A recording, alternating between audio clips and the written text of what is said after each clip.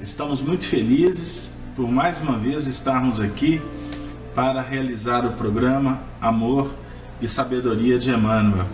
São 20 horas, hoje é dia 22 de julho. Um grande abraço para todos os ouvintes, teleouvintes que encontram nos seus lares.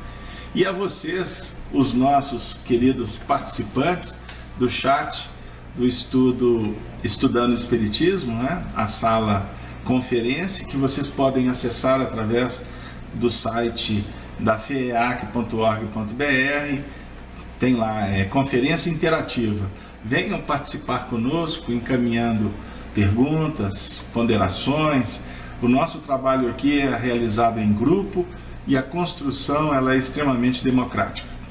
Queridos amigos, sem delongas, hoje com muita alegria nós vamos concluir o nosso trabalho que realizamos por 2 semanas em torno do tema Existência de Públio Lentulus ao tempo do Imperador Tibério. Se vocês se recordarem, nós trabalhamos com um material que foi divulgado pela revista O Reformador, revista oficial da Federação Espírita Brasileira, nos últimos 3 meses, no mês de junho, no mês de maio, no mês de abril. E chegou às nossas mãos, portanto, a terceira e última parte de um material muito bem elaborado pelo companheiro Carlos Henrique Najip Assunção. Então, hoje eu vou trabalhar o artigo dele e a gente vai tecendo alguns comentários, porque entendemos que é um registro de um valor extremamente expressivo para a história do movimento espírita. A parcialidade da história da época.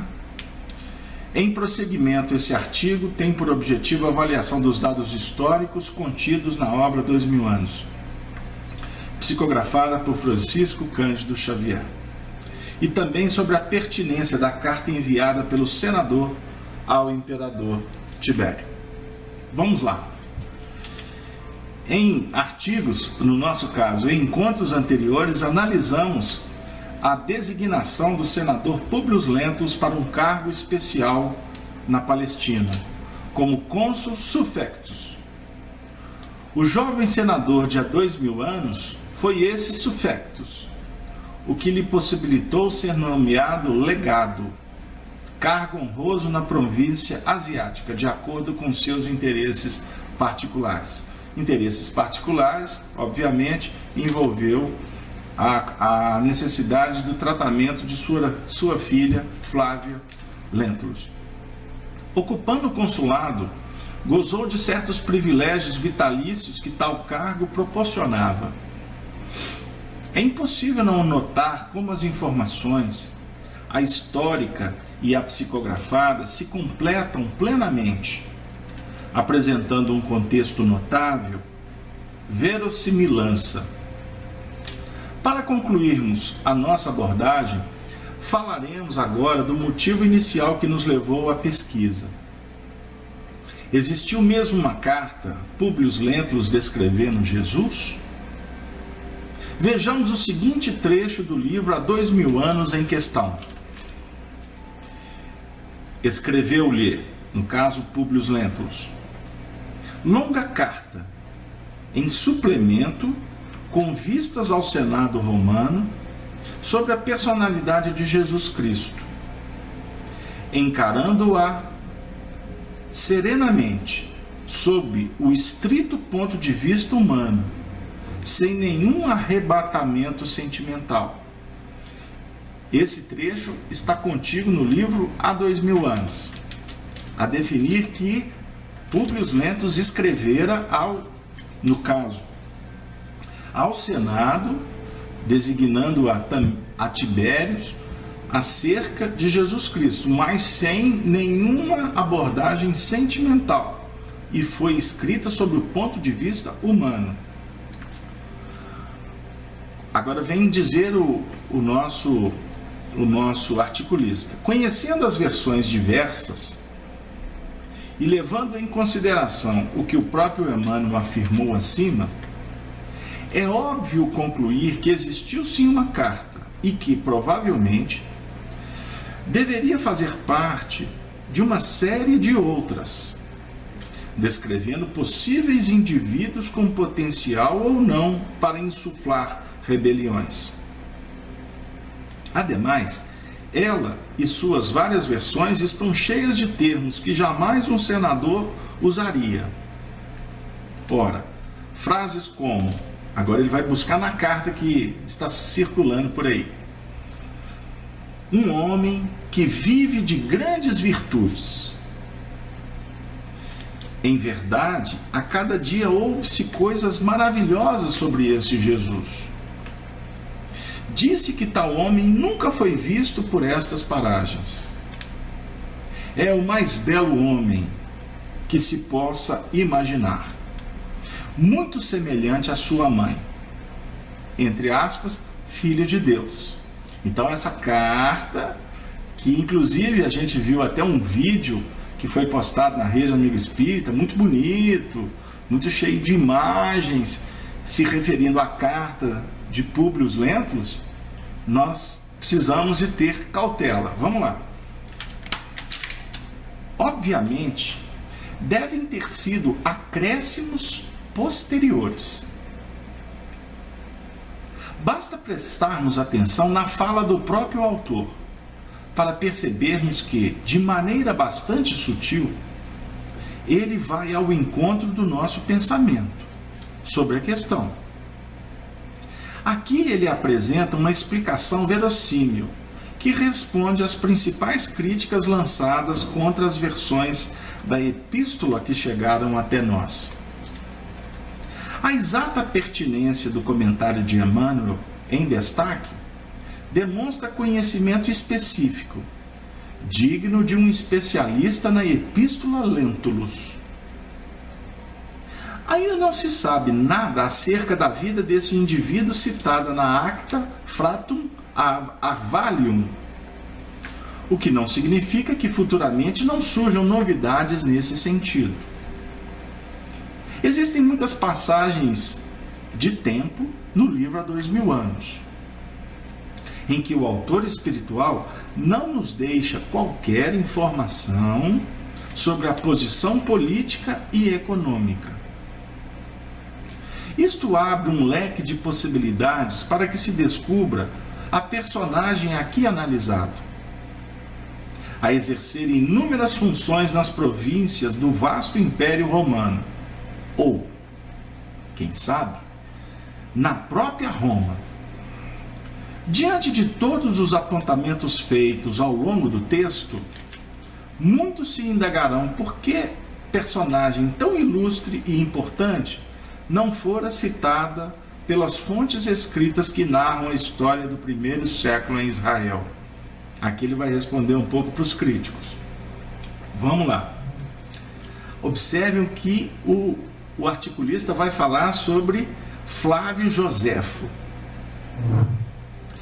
Graças ao historiador, que viveu de 37 depois de Cristo ao ano 100, que era judeu, que foi posteriormente adotado pela família imperial dos Flávios, aí a data de administração foi de 69 a 96 depois de Cristo, e escritor de antiguidades judaicas, contra Apião e a Guerra dos Judeus, conhecemos os nomes dos importantes administradores das áreas citadas,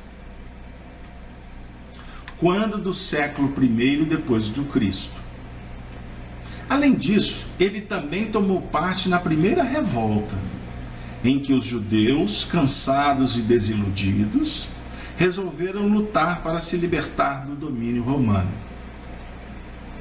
Tal fato é um dos episódios principais do primeiro romance de Emmanuel, onde é relatado que o senador Lentulus participara do conselho de guerra do próprio Tito, o imperador.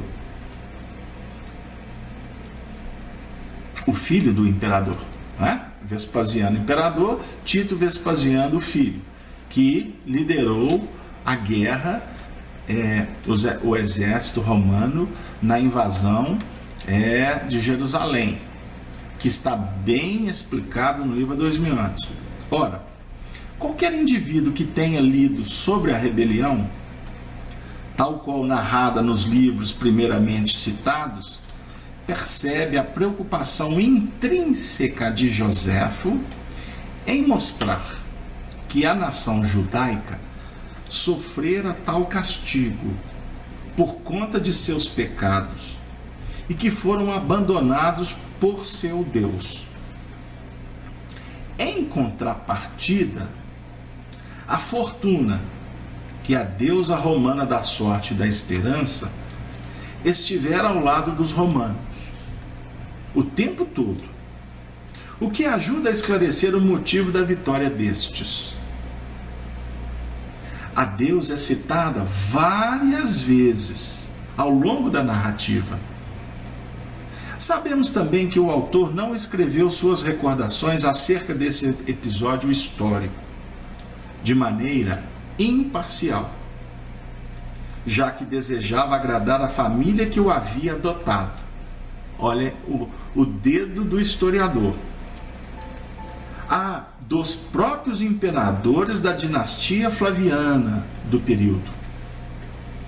Acrescenta-se ainda o fato de os romanos procurarem apagar as tragédias e personagens de alguma maneira desgraçados da sua história. O imperador Nero e a cidade de Pompeia são grandes exemplos disso.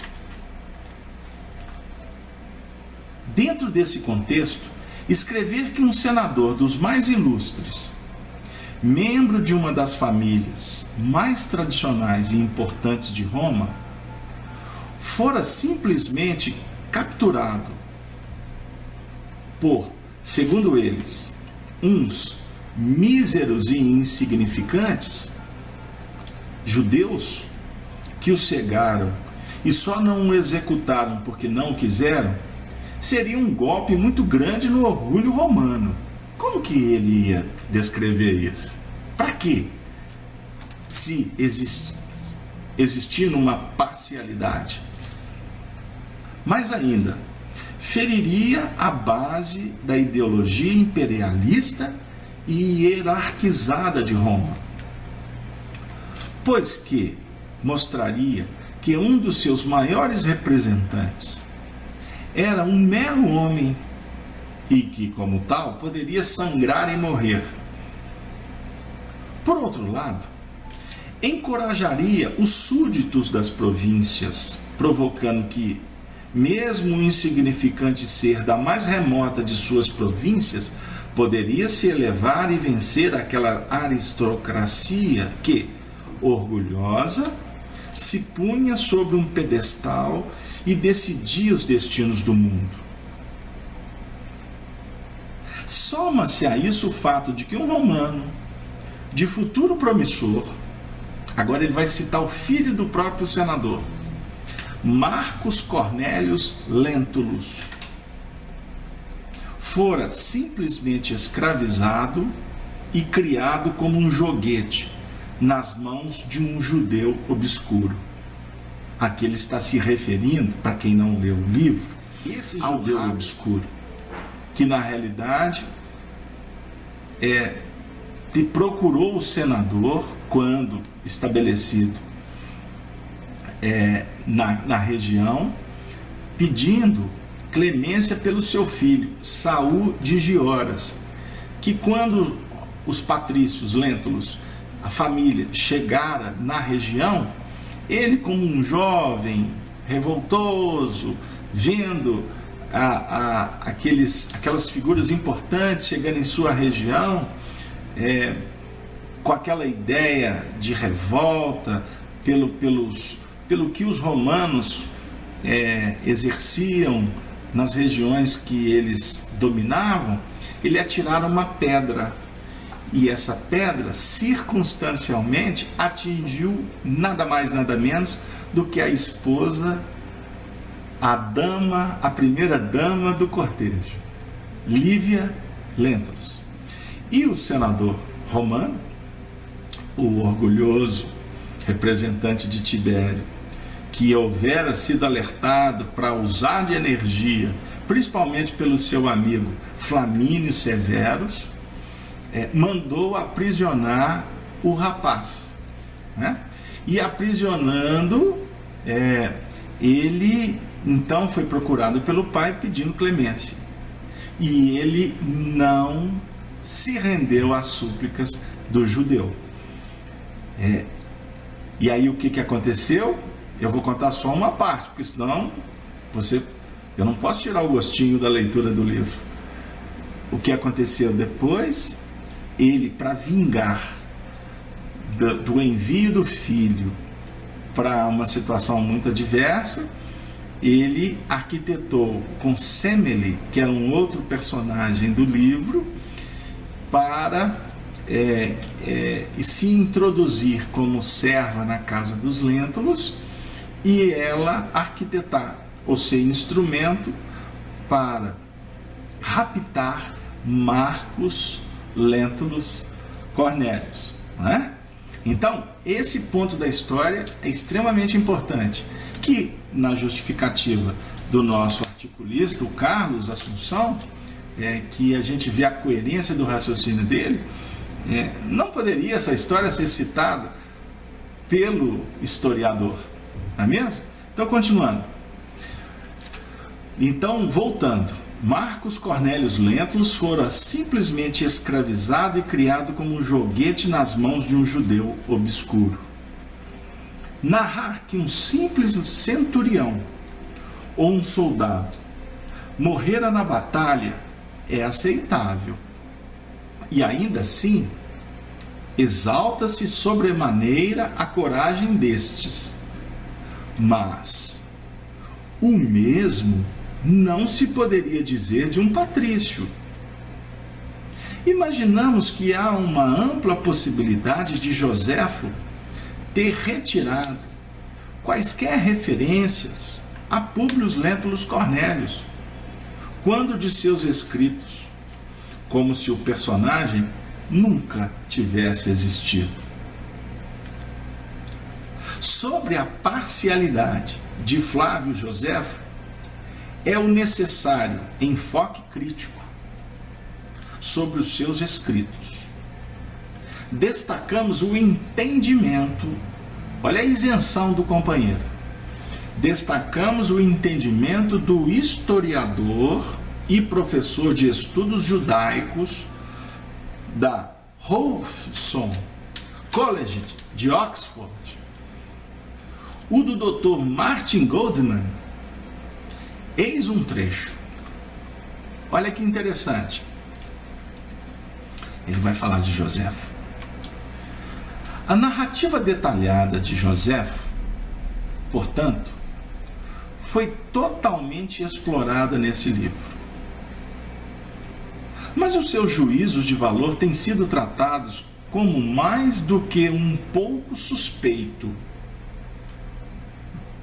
Quando eles não podem ser comprovados, a partir da sua narrativa detalhada, foram tidos como representantes da atitude, não de todos os judeus da Judéia, mas apenas da classe dominante a que ele pertencia. Nem ele mesmo era típico de sua própria classe. Sua carreira na corte imperial romana pode ter levado a um entusiasmo sobre a superioridade do povo romano, que outros judeus ricos não podem ter compartilhado. E poucos outros judeus teriam simpatizado com a forma como, à maneira de outros historiadores contemporâneos, tentando agradar seus patronos. Ele descreveu os imperadores Vespasiano e Tito, que tinham sido seus benfeitores, como excruciante lisonja. conseguir uma melhor perspectiva sobre a narrativa de Joséfo, por isso é necessário olhar para fora das suas obras e para definir a revolta contra o pano de fundo religioso, literário, social, econômico e cultural dos judeus na Judéia, na medida em que podem ser coletados a partir de outras fontes. Olha que interessante. A história de um senador desgraçado, entre aspas, na revolta judaica, obviamente devia circular nos meios aristocráticos romanos daquele período. Afinal, muitos ali o conheceram. Aí nós vamos voltar para o livro, que ele está se referindo a, naquele momento da intervenção das tropas lideradas por Tito, que tinha a presença do senador Públio Lentulus Cornélios e o seu amigo Pompílio Crasso. Pompílio Crasso. Essa passagem do livro é muito importante, porque pela experiência que eles tinham, pela amizade que eles tinham com o Vespasiano, o imperador os convocou. Inclusive, no caso Lentulus, a justificativa também é porque ele vivera muito tempo naquela região. Então ele conhecia detalhes para ajudar nas estratégias. Ele conhecia a cultura, ele lidou com o povo judeu. E nos remontando à história, nós vamos ver que mais à frente, embora a vitória no caso de Tito, é necessário relembrar que eles foram aprisionados. Pompílio Crasso foi levado à morte. Foi levado à morte pelos revoltosos judeus. E o nosso querido senador Públio Lentulus foi aprisionado e preso. Nós vamos viver uma cena narrada por Emmanuel com uma riqueza de detalhes extraordinária, em que ele estava diante de nada mais, nada menos do que Saul, ou melhor, André de Gioras,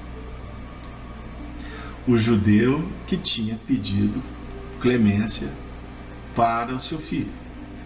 E que o seu orgulho, no caso do senador, que não cedera, que não atendeu às súplicas, à agonia de um pai, que tinha o orgulho também ferido naquela situação, o judeu prometeu vingança.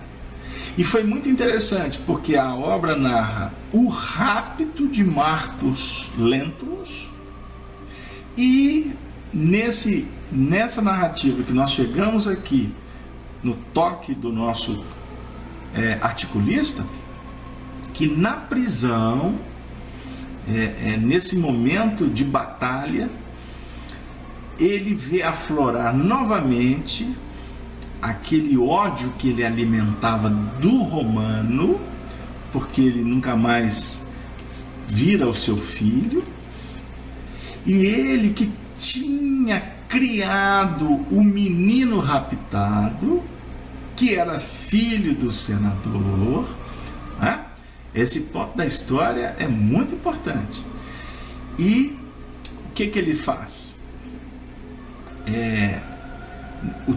Essa narrativa eu os convido a acompanhar com a riqueza literária, com a desenvoltura extraordinária de Emmanuel, que nos remonta a história com detalhes assim extraordinários. E quem sou eu com essas pobres palavras, com essa descrição destituída de sentimento, porque o legítimo, o personagem que nos traz tem um objetivo extremamente importante de nos remontar ao passado, mas ao mesmo tempo nos indicar reflexões quanto ao futuro. Então, o que aconteceu naquele momento? Esse momento da história é muito importante. E o Arnaldo está levantando uma questão que nos faz refletir sobre a necessidade da gente fazer um pequeno intervalo, e daqui a 2 minutos a gente volta para fazer a segunda parte do nosso encontro Amor e Sabedoria de Emmanuel, hoje especificamente com o tema Existência de Públio Lentulus ao Tempo do Imperador. Nós fizemos uma pequena interrupção no artigo do nosso querido Carlos Henrique Assunção, porque ele está falando sobre exatamente a questão do nosso historiador Joséfo, que faz a descrição da história de uma forma parcial, enaltecendo o poderio romano e tirando, deixando de registrar, melhor dizendo, aspectos da prisão do senador Públio Lentulus, e o que abriu para nós uma reflexão, um momento importante para que nós espíritas que estamos estudando a obra de Emmanuel, e agora hoje nós estamos enaltecendo o romance há 2000 anos, que foi psicografado por aquela alma cândida, por aquele coração que não teve acesso nessa encarnação, nessa última encarnação, Chico Xavier, a nenhuma informação que pudesse trazer, dar base para que o médium trouxesse uma história tão rica,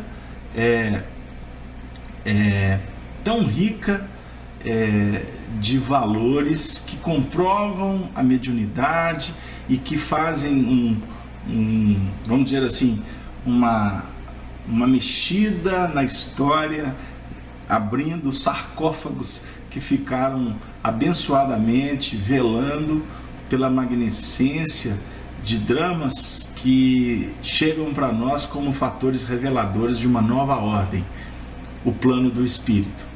Então, nós temos, nesse instante que estávamos lembrando da prisão que foi feita por André de Gioras, no caso, né, o grupo que ele liderava de rebeldes ao senador Públio Lentulus e o seu amigo Pompílio Crasso, porque é um momento da história do romance muito importante. Aí, durante esse intervalo, a gente correu aqui, né, buscamos ajudas e orientação, e nós abrimos o livro exatamente no trecho em que Emmanuel faz essa descrição. E é muito interessante porque a gente falava do ódio, né, do orgulho ferido, que vibrava na intimidade de André de Gioras. Observem bem como que ele se apresenta para Públio. Senador, sou André de Gioras, o pai a quem insultastes um dia com o excesso da tua autoridade orgulhosa. Lembras-te agora? O prisioneiro fez um sinal afirmativo com a cabeça. Vendo, porém, que o seu atrevimento não o intimidava, o chefe de Jerusalém insistia, exasperado. E por que não te humilhas nesse momento, diante da minha autoridade? Ignoras, porventura, que posso hoje decidir sobre os teus destinos? Qual a razão por que não me pedes comiseração? Ah, que momento singular! Mas a gente gostaria de chegar num ponto aqui que define a condução de Públio e Pompílio sendo conduzidos a uma sala ampla, onde podiam ouvir o ruído crescente da vitória das armas imperiais. Depois de lances dramáticos e cruentos em tanto tempo de terror, de rapina e de luta, todavia ali naquele compartimento espaçoso e fortificado, tinha à frente centenas de guerreiros armados e alguns chefes políticos da resistência israelita que os contemplavam. Aí o processo vai acontecendo, aí André de Joras fala assim, para que todos ouçam: senhores, estamos chegando ao fim da nossa desesperada defesa, mas temos o consolo de guardar dois grandes chefes da amaldiçoada política de rapina do Império Romano. Um deles é Pompílio Crasso, que começou a sua carreira de homem público nessa província desventurada. O outro, senhores, é Públio Lentulus, orgulhoso legado de Tibério e de seus sucessores na Judéia humilhada. Aí ele vai dizer: de todos os tempos, que escravizou nossos filhos ainda jovens, que organizou processos criminosos em todas as zonas provinciais, fomentando o pavor de nossos irmãos perseguidos e flagelados, lá da sua residência senhorial da Galileia. Pois bem, antes que os malditos soldados da pilhagem imperial nos aprisionem e aniquilem, cumpramos nossos desígnios. Nossa vingança deve obedecer ao critério da antiguidade. Primeiramente deverá morrer Pompílio Crasso, por ser o mais velho, e para que o vaidoso senador Públio Lentulus compreenda o nosso esforço para eliminar a vitalidade do seu império maldito. Aí vai acontecer a desencarnação de Pompílio Crasso, que eu vou evitar de narrar, para que a gente possa também não baixar a guarda das nossas reflexões. Para depois que ele desencarna, ele diz assim: o mais velho, a penalidade misericordiosa da morte, mas a este patrício infame que nos ouve, concederemos a pena amarga da vida, dentro do sepulcro das suas ilusões desvairadas de vaidade e orgulho. Públio Lentulus, o antigo emissário dos imperadores, deverá viver. Sim, mas sem os olhos que lhe clarearam o caminho do egoísmo supremo sobre os nossos grandes infortúnios. Deixá-lo-emos com vida para que nas trevas da noite busque ver, com os olhos dos escravos, que ele espezinhou no curso da vida. Vocês que acompanharam os estudos anteriores vão se recordar da existência do bisavô do senador, do também membro do Senado da época República Romana. Estamos agora nos referindo a Públio Lentulus Cornelius Sura, que na trama, na rebelião de Catilínia, mandou tirar a vida, torturar muitas pessoas e cegar a muitos corações. Na existência posterior, se vocês também se recordarem do encontro dele com Jesus, que deu a opção para ele de viver o Evangelho, ou no caso, se voltar para defender a águia romana, ele iria se complicar, porque abriria o próprio mecanismo da lei que nos oferece conforme semeamos. Então, como foi refletido na preparação do nosso estudo, quando nós espíritas falamos sobre lei de causa e efeito, nós estamos querendo dizer sobre questões que envolvem semeadura e colheita. Agora, dentro do mecanismo da semeadura, a colheita se dará por duas injunções extremamente conjugadas, importantes: a lei de merecimento e a lei de necessidade. Como nos ensina Emmanuel, probabilidades. Circunstância define possibilidades. E nós precisamos estudá-las para que consigamos entender um pouco do que foi arquitetado e exercitado lá atrás.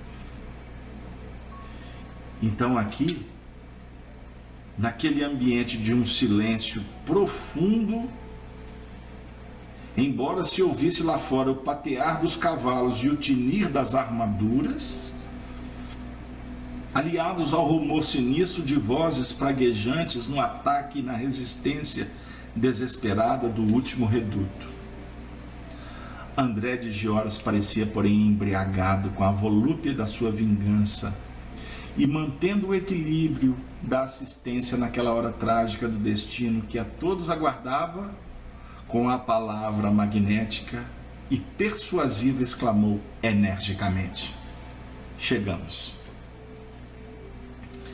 Ítalo, ele gritou, Ítalo, compete às tuas mãos a tarefa deste momento. Quem era Ítalo? O romano que ele houvera raptado. O filho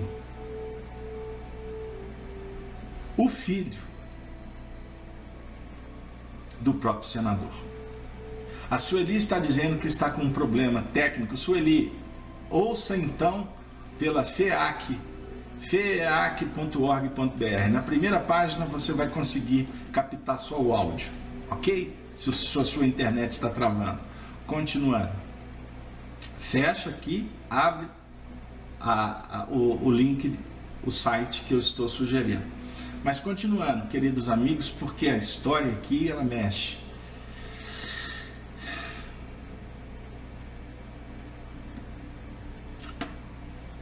Esse momento é um momento singular na vida de Emmanuel.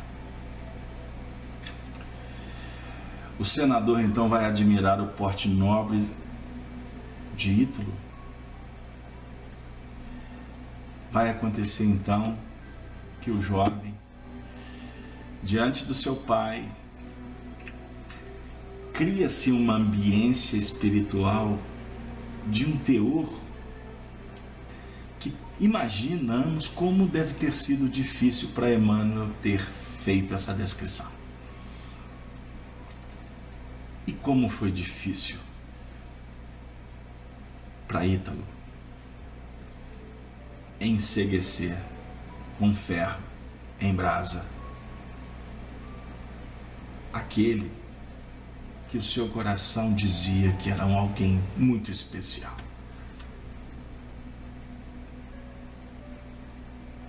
Era seu pai.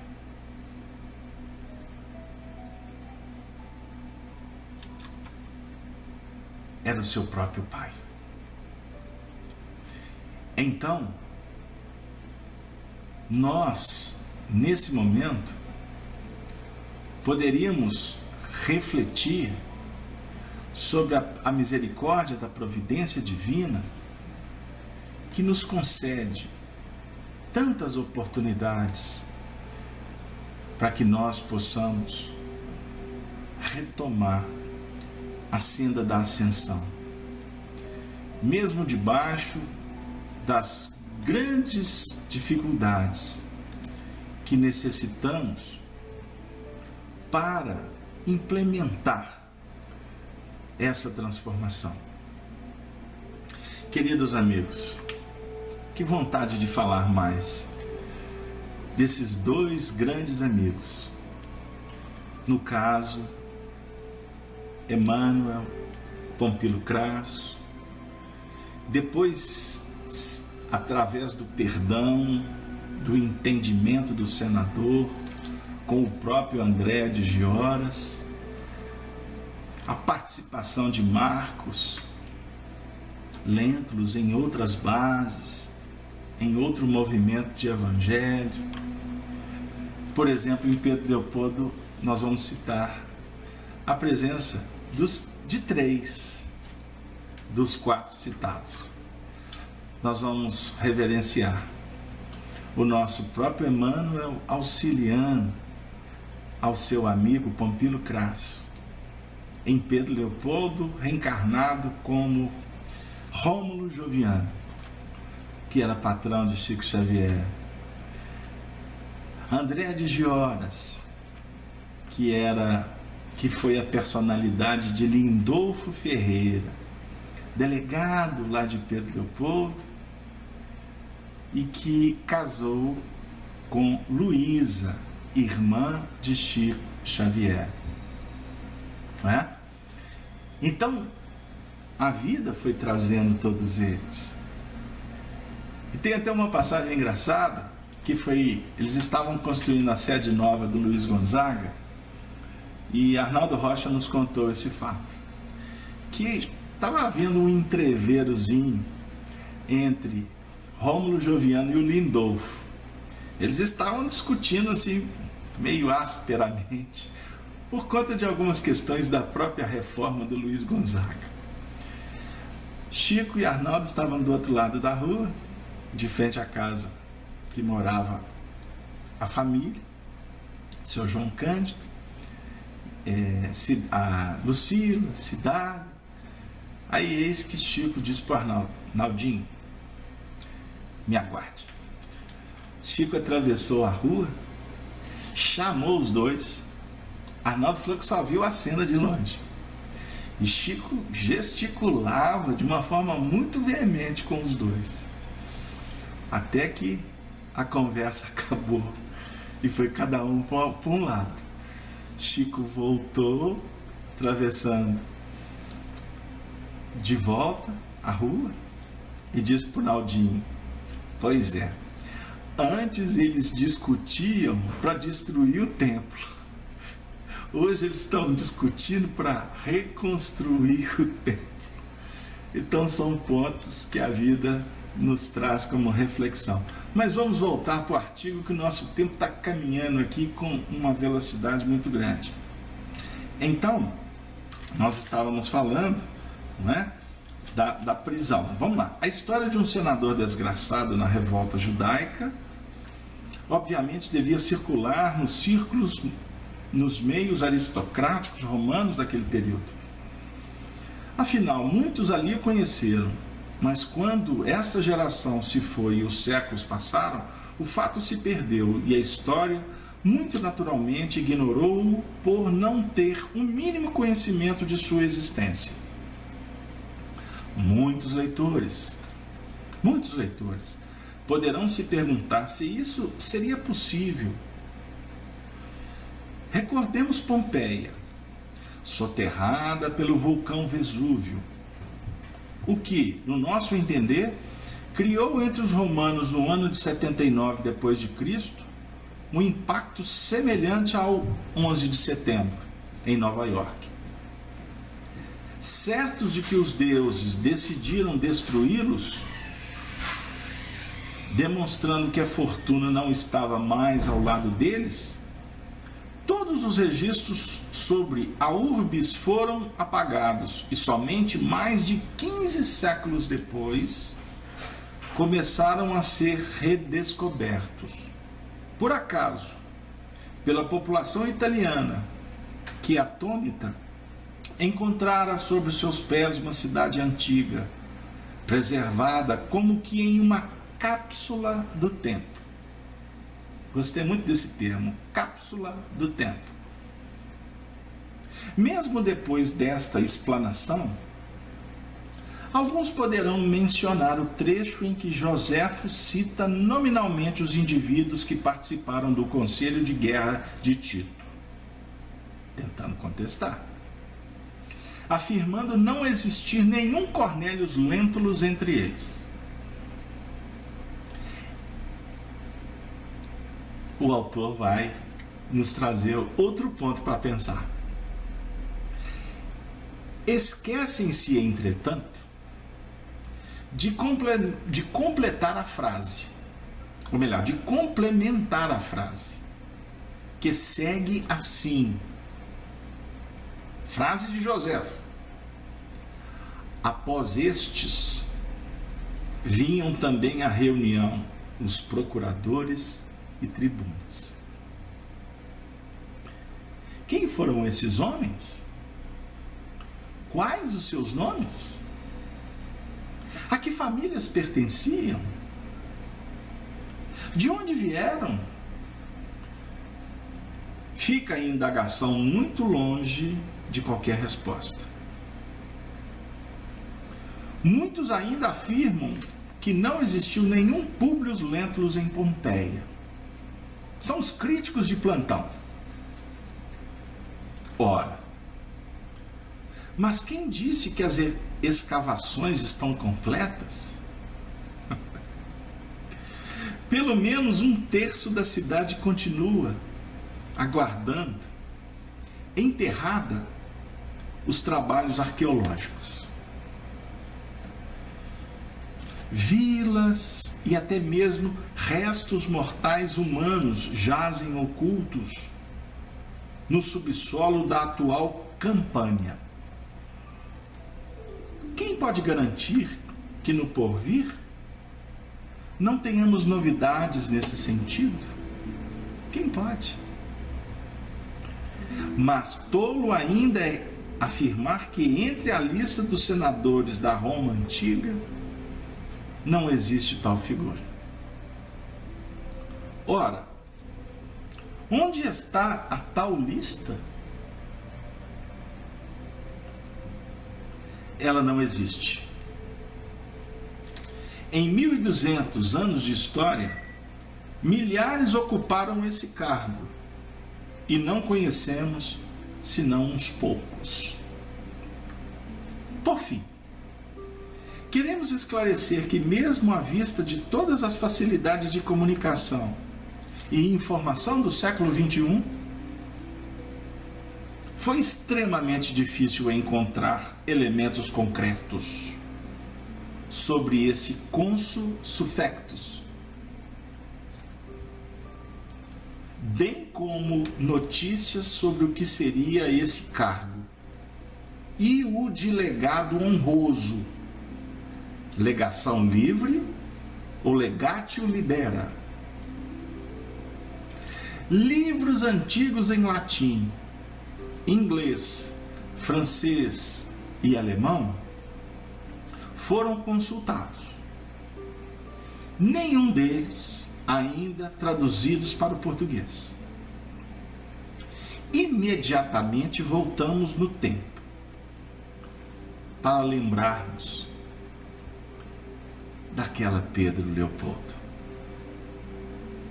cidade pequenina de Minas Gerais, onde, na época da psicografia de há 2000 anos, não havia biblioteca. Tampouco biblioteca pública em Belo Horizonte, a fim de louvarmos o alcance mediúnico de Chico Xavier, cujo lápis Selery grafou em centenas de páginas a saga completa passada na Roma antiga, cujos personagens e suas ocupações, cidades e monumentos, aí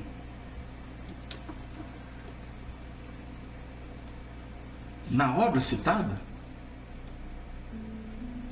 gradativamente vão sendo redescobertos historicamente pela ação investigativa dos que trabalham na seara espírita,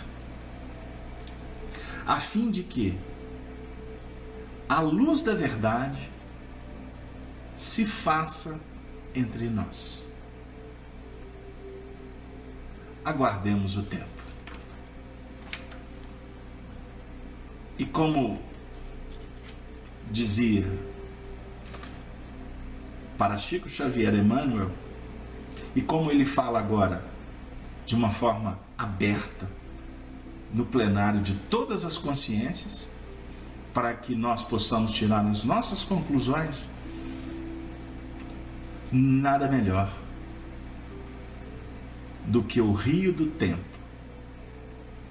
que há de desaguar o tempo. Nós aprendemos com Arnaldo Rocha, que aprendera com Chico, e a gente quer dividir com vocês.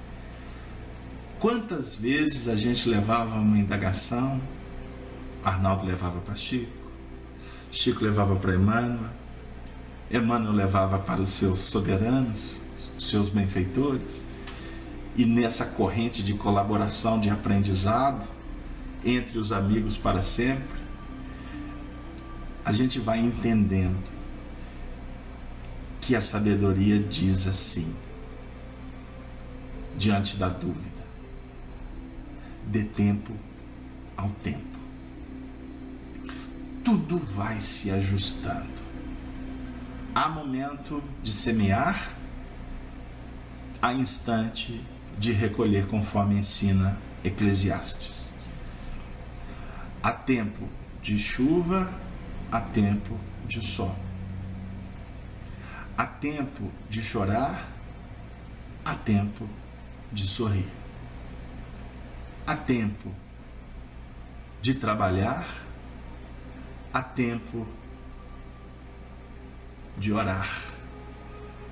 Há tempo de cuidar, há tempo de respeitar.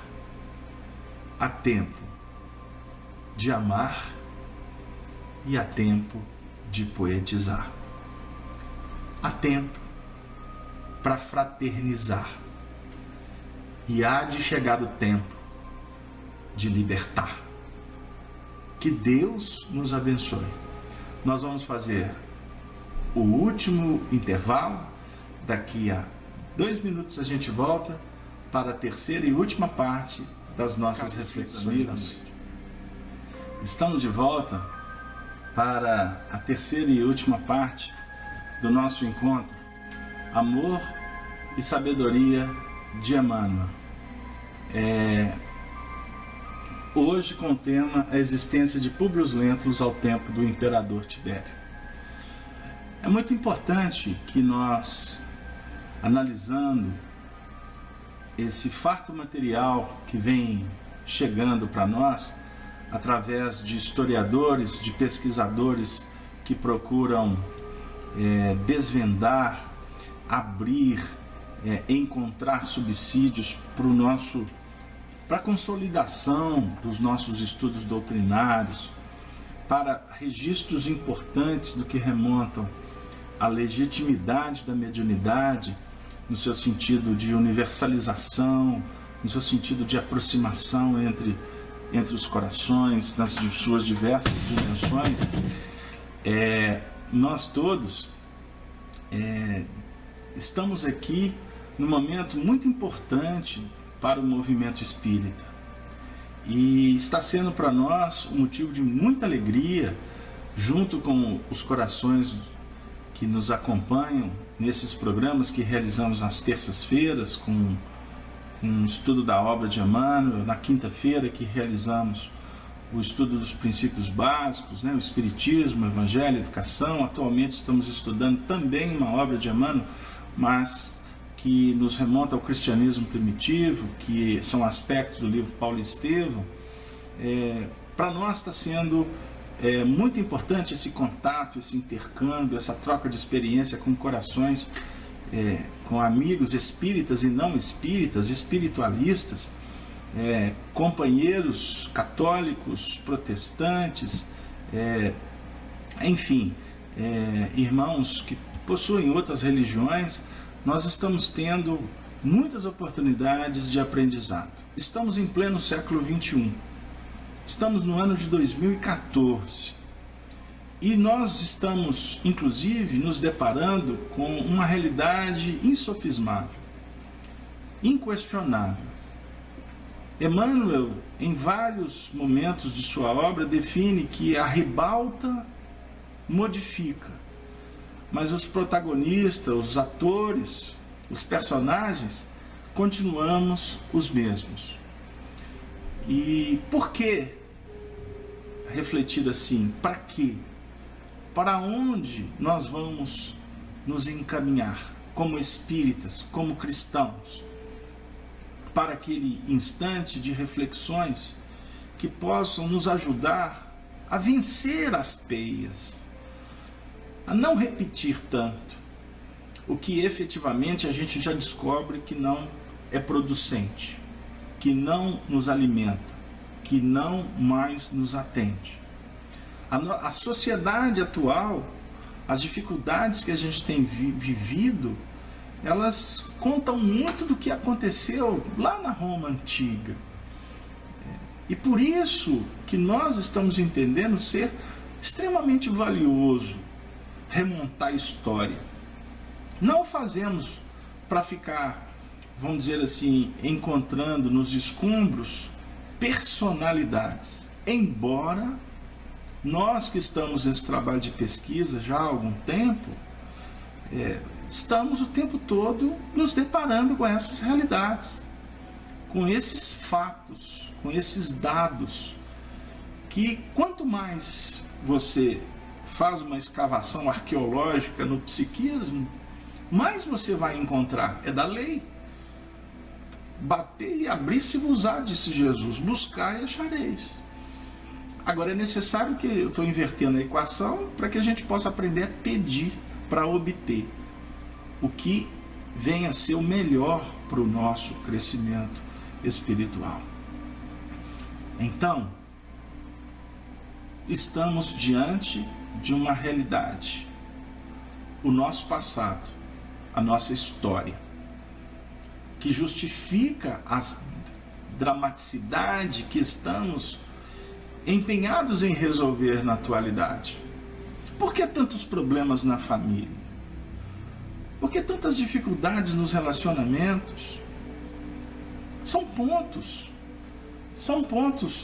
valiosos para que nós possamos refletir e encontrar, obviamente, o melhor caminho, a melhor solução. Não é verdade?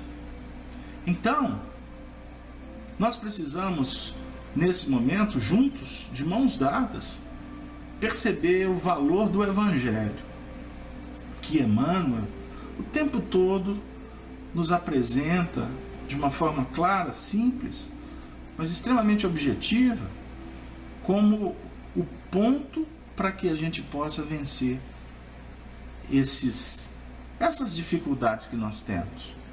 João Batista propôs o batismo, que nós hoje já compreendemos que é o batismo, que é a transformação do campo mental, a chamada metanoia.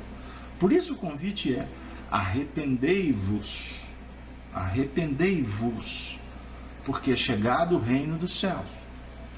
Agora, o arrependei-vos é no sentido de ficar remoendo o problema, ficar dentro de um mecanismo de culpa, de fuga, de medo, de indolência, de irreverência, de rebeldia. Não. O arrependimento aqui é de abrir perspectiva. É diferente. Culpa é diferente. Remorso é diferente de arrependimento. Porque o remorso dá aquela ideia de circuito fechado, que não liberta. Por isso que remorso não edifica. Agora, o arrependimento é o de sair de você mesmo, é do arremeter, né? É de buscar, é de sair, é de abrir para modificar. E nós não podemos ficar modificando no plano teórico. Nós não podemos, nesse momento, ficarmos circunscritos às questões filosóficas apenas. É mais do que necessário, como espíritas, possamos compreender que nós temos que abraçar essa causa de uma forma mais, vamos dizer assim, mais clara, sem medo, sendo mais, vamos dizer assim, sendo mais objetivos nas ações. E com isso, a gente poder, inclusive, ter a alegria de trazer o cristianismo para dentro da casa espírita, de verdade. Não ficarmos apenas nos tolerando como espíritas, mas, acima de tudo, aprendermos a entrar num mecanismo chamado amor. Por isso, enquanto estou aqui trabalhando com vocês essas reflexões pós um artigo que na realidade foram divididos em 3 etapas, que foram 3 encontros nossos, cada encontro de 1h30, nós temos só que agradecer por tantas coisas boas que nós encontramos. E enquanto eu estou aqui nessas reflexões, nessa 3ª etapa, aproveitando para endereçar um grande abraço para todos os teleouvintes da Rádio Brasil Espírita, da Rede Amigo Espírita. Enquanto isso, me ocorreu aqui uma inspiração, não estava na programação, e eu gostaria de trazer uma página, uma mensagem que eu vou publicar amanhã. Se Deus quiser, nós vamos postar no site da FEAC, eu vou postar na Rede Amigo Espírita, de uma página que foi psicografada no último sábado, aqui em Minas Gerais, aqui pertinho de Belo Horizonte, na cidade de Mário Campos, através da mediunidade do nosso querido amigo Wagner Gomes da Paixão, e ele hoje carinhosamente me endereçou para que eu pudesse analisar, e posterior à análise eu pedi a ele a autorização para que eu pudesse torná-la pública. É uma página que foi psicografada, portanto, no dia 19 de julho, lá no Grupo Espírita da Bênção Mário Campos. E eu peço a vocês a vênia para fazer a leitura da mesma, porque ela tem tudo a ver com o que nós trabalhamos aqui nessas últimas semanas em torno da atualidade da obra espírita, do contexto das obras de Emmanuel nesse momento tão importante dessa transição que nós vivemos. A mensagem é intitulada Unamo-nos em orações. Queridos irmãos e amigos,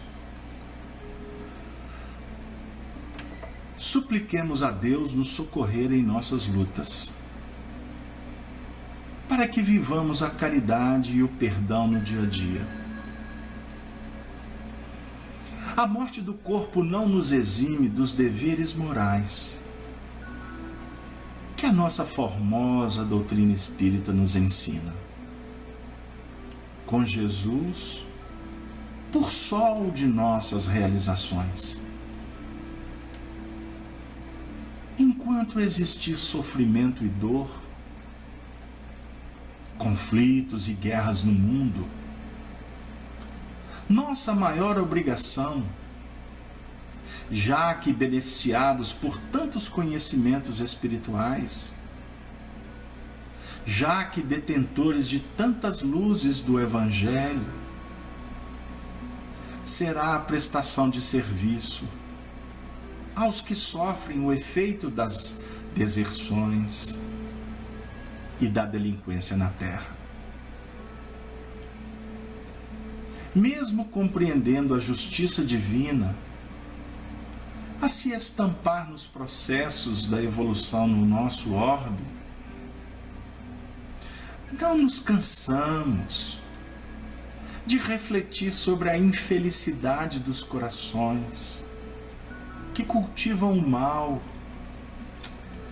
a violência, o desrespeito à vida, aos semelhantes.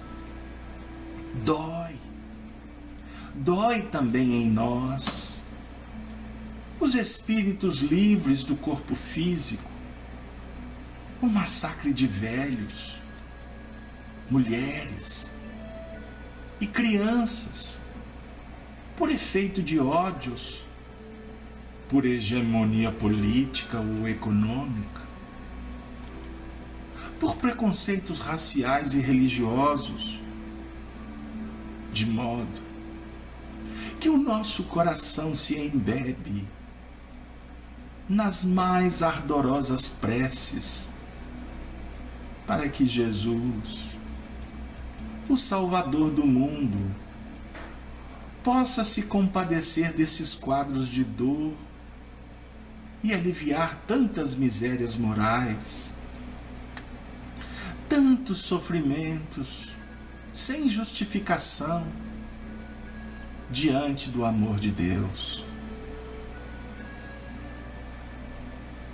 Entristecemo-nos, meus amigos, ao ver a barbárie dominar climas e povos, crenças e culturas, como igualmente nos golpeia o coração ver a crueldade e a indiferença de cristãos confessos, mesmo dentro de nosso movimento de libertação espiritual, a serviço da violência, do desrespeito, da desconsideração, do abate moral de almas e ideais, zombando dos esforços alheios, da sinceridade de propósitos, de irmãos na fé e na caminhada, e tudo por efeito de ambição, de vaidade, do espírito de vingança. A transição, meus amigos, é um período muito grave de turbulência, em que processos pessoais e coletivos se agravam, como as enfermidades nos momentos de crise em expressão aguda. Por isso, não podemos seguir sem vigilância. Mas a vigilância recomendada por Jesus, que a propôs em razão de nosso mundo interior, em função das feiuras que trazemos do pretérito, e não a vigilância sobre o outro, porque o outro deverá cuidar de si. Comparecemos aqui, nesta reunião de luz e amor, para suplicar a todos que orem muito a Deus, a Jesus, a Nossa Senhora, rogando pela paz no planeta, pelo entendimento entre países, entre as nações, entre as pessoas, e também entre nós, que guardamos o dever de honrar o nome do nosso Senhor Jesus Cristo no trato com a sua mensagem restaurada pela doutrina que dizemos professar.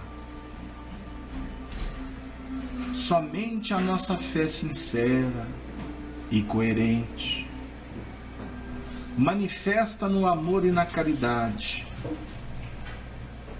seja em palavras, em pensamentos, em ações e reações pessoais, poderá livrar o mundo de maior escuridão e de outras guerras.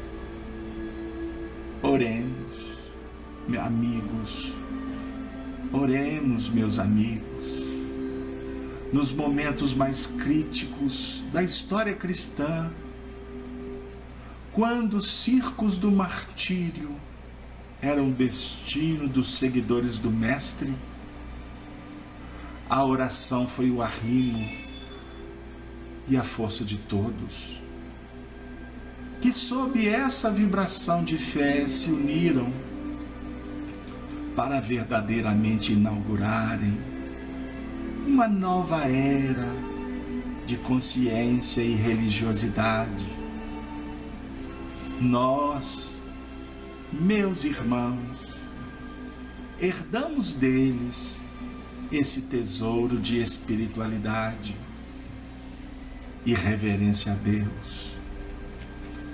Saibamos, pois, nos conduzir com fé e caridade e sempre em oração.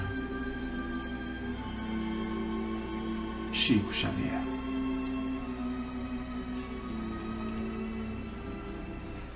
Unamo-nos, unamo-nos, unamo-nos para dizer: Ave, Ave, Ave Cristo. Que assim seja. Que assim seja.